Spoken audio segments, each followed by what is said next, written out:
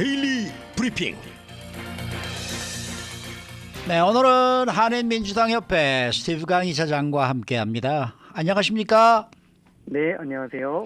자, 지난 주말에 일부 공화당 연방 하원 의원들이 케빈 맥카티 하원 의장을 몰아내고 말았습니다. 오늘 공화당 연방 하원 의원 회의에서 새로운 의장 표결이 시작되는 것으로 알고 있는데 누가 되느냐보다도 우선 의장 선택이 되긴 되겠습니까?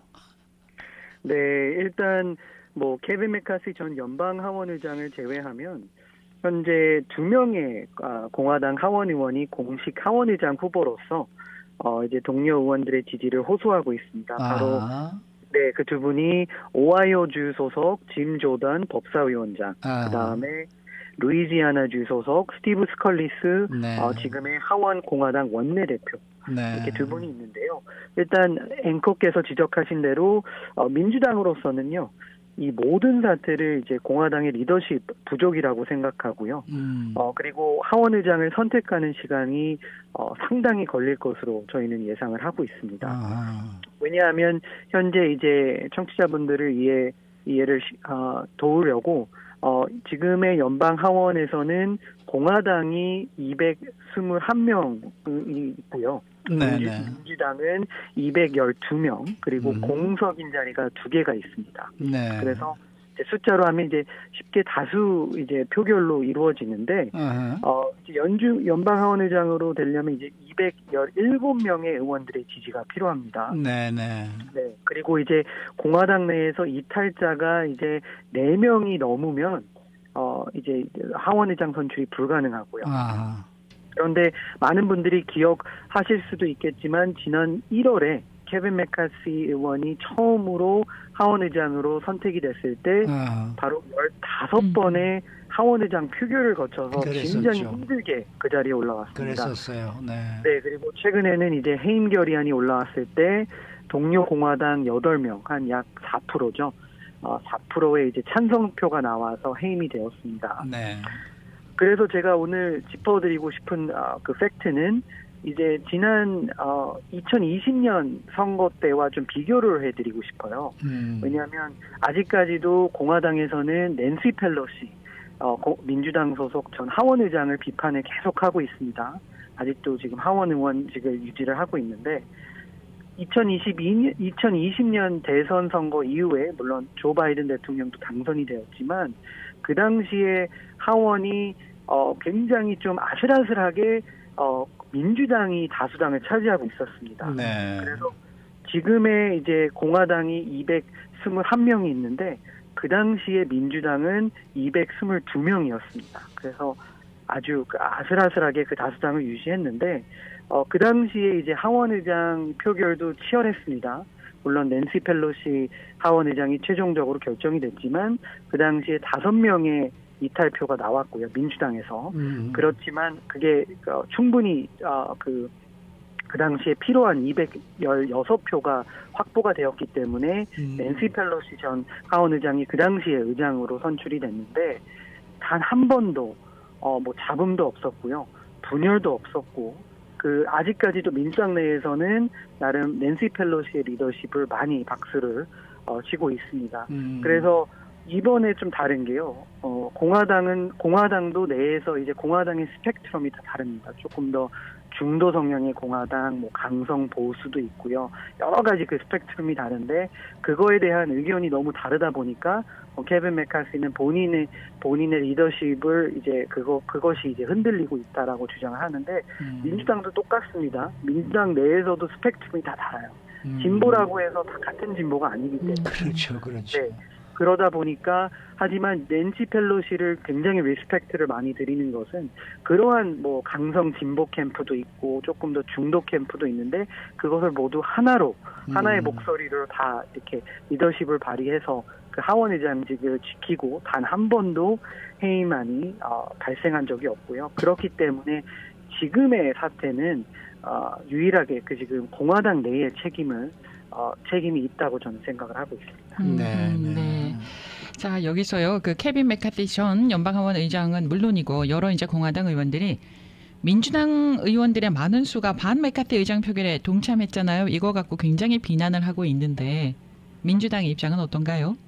네, 일단 이거에 대한 그 분석이 좀 갈리는 것 같아서 제가 오늘 좀 말씀드리고 싶었는데요. 네. 일단 많은 분들이 이제 왜 민주당도 그러한 해임 결의안에 동참을 해서 네. 지금의 이제 마비 상태, 사실 네. 하원이 이제 제대로 작동을 안 하고 있잖아요. 그렇죠. 하원 의장이 없기 네. 때문에. 그러다니까 사실 이 모든 책임은 공화당이 받아야 되는데 네. 민주당으로 이 화살이 오는 것 같아서 저는 좀 답답했거든요. 네. 그래서 좀 설명을 해드리자면 사실 그 해임 결의안이 처음 공개됐을 때 공화당 내에서 동료 의원 맷 게이츠 의원이 그거를 처음 시작을 했습니다. 네. 해임안이 올라왔을 때 민주당 지도부는 공개적으로 네. 우리는 물론 이제 케빈 맥카시를 지지하지는 않지만 이분의 그 하원 그 공화당이 다수당을 잡고 있기 때문에 공화당 의원이 하원 의장을 유지하는 것이 맞다고 동의를 하고요. 그 다음에 케빈 맥카시의 자리를 지키기 위해서 유지하는데 우리도 좀 동참하거나 또는 도움을 줄 수 있다. 하지만 우리가 원하는 여러 가지 협상해주면 동의를 하겠다고 했는데 네. 단 한 번도 케빈 맥카시 전 하원 의장이 민주당에게 그 뭐 전화를 걸거나 미팅을 하거나 그런 시도는 단 한 번도 없었고요. 오히려 더 당당하게 그 당시에 케빈 맥카시 전 하원 의장은 나는 민주당의 도움이 필요 없습니다. 나는 오직 공화당의 표로 충분히 이 자리를 지킬 수 있습니다라고 당당하게 그걸 발표했기 때문에 민주당으로서는 사실 그러한 협상이나 동의 없이 굳이 맥카시 전 하원 의장을 지킬 의무가 없거든요.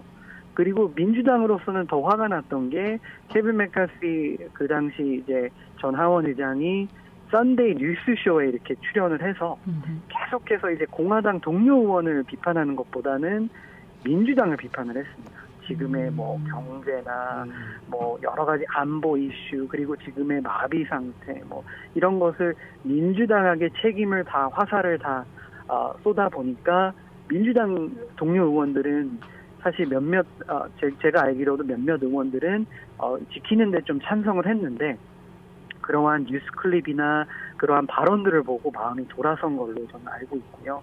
그리고 절대로 이제 민주당이 뭐 정치적으로 이거를 우리가 더 유리하기 위해서 이런 표결을 했다기보다는 민주당은 순수하게 우리에게 아웃리치를 해서 전화 통화를 해서 어떠한 어그리먼트를 만들면 우리도 충분히 하원 의장 자리를 지켜줄 의향이 있었는데 그러한 시도가 없었기 때문에 민주당으로서는 전혀 도와줄 의무가 없다고 저는 보고 있습니다. 지금까지 민주당 대변인의 말씀이셨습니다. 네, 그런 내용이 언론에 많이 보도가 안 됐어요, 이사장님. 맞습니다. 보도가 안 됐습니다. 네. 네. 자, 이거 캘리포니아주를 대표하던 다이언 파인슈타인 연방 상원의원이 별세를 하면서 공석이 된 자리, 일단 라폰자 버틀러라는 분이 이제 자녀의 임기를 수행하게 됐습니다. 그런데 이제 가장 주목을 받고 있는 것은 과연 이 버틀러 의원이 재선에 출마를 할 것이냐 안 할 것이냐, 이게 지금 이제 굉장히 궁금한 일로 지금 보이고 있는데 어떻게 보십니까? 네, 지금 한 1년 한 6개월 정도밖에 남지 않았는데. 그렇죠. 네, 그래서 원래 처음에는 게빈 뉴섬 주지사가 이 자리를 임명할 때 조건을 달 줄 알았습니다. 그냥 남은 임기만 채워주세요라고 할 줄 알았는데 그러한 조건 없이 뭐 재선을 해도 괜찮고 그냥 마무리만 해도 괜찮고 여러 가지 이제 옵션을 오픈을 해 두었는데 그래서 지금 민주당 내에서도 이 질문에 대한 답변을 찾으려고 엄청나게 지금 노력을 하고 있습니다. 그럴 것 같아요. 네, 그리고 저도 최근에 들은 업데이트라면 버틀러 이제 상원의원이죠. 상원의원도 지금 검토를 하는 것으로 알고 있습니다. 그래서 여러 정치 컨설턴트 전문가를 통해서 만약에 좀 늦었지만 본인이 이제 내년 이제 재선에 만약에 출마를 하게 된다면 이제 당선이 되면 풀 6년을 이제 섬기게 되는데요. 그렇죠. 네. 지금 과연 그 로드맵이 있을지, 가능성은 어떠한지, 여론조사를 또 이렇게 여러 가지 하고 있고요. 그리고 돈은 얼마나 모을 수 있을지. 하지만 이분이 만약에 출마를 한다고 하면 이제 바브라 리, 현재 지금 출마를 벌써 선언해서 뛰고 있는 하원 의원으로서 그분에게는 좀 치명타가 올 것 그렇죠. 같고요. 같은 흑인 여성 후보로서. 그리고 이 버틀러 후보가 또 출마한다 그러면 나머지 2명 후보에게도 좀 위협이 가는 게 이분이 상당히 그 네트워크와 후원금과 그리고 지지 그 세력이 탄탄하기 때문에 아주 치열한 네. 정치 싸움으로 글쎄요. 이어질 네, 가능성이 높습니다. 네, 네. 이게 이분을 지명하면서 흑인 사회가 분열이 되게 될 가능성이 있다라고 LA 타임스가 이렇게 보도를 했더라고요. 억울해하십니까? 네, 지금은 사실 분열은 아직 되진 않았다고 보고요. 오히려 앞으로 바브라 리 의원을 지지하는 분들의 좀 불만이 그렇죠. 있지만 불만이 네네. 많은 것 같아요. 네, 하지만 같은 흑인 여성 후보가 임명이 됐기 때문에 네네. 지금은 일단 기다려보자라고 했는데 만약에 이분이 출마를 한다고 하면 네. 분열될 가능성도 상당히 네. 높다고. 지금 네. 댓글에요. 스티브 강 이사장님 제발 바이든 말고 다른 젊은 정치인이 내년 대선에 나오게 목소리를 좀 내주십시오 라고 적어주셨습니다. 많은 민주당 지지자분들의 목소리일 듯 싶어서 제가 전해드렸습니다. 네, 알겠습니다. 네. 수고 많으셨습니다. 네, 감사합니다. 네, 지금까지 한민주당 협회 스티브 강 이사장과 함께했습니다.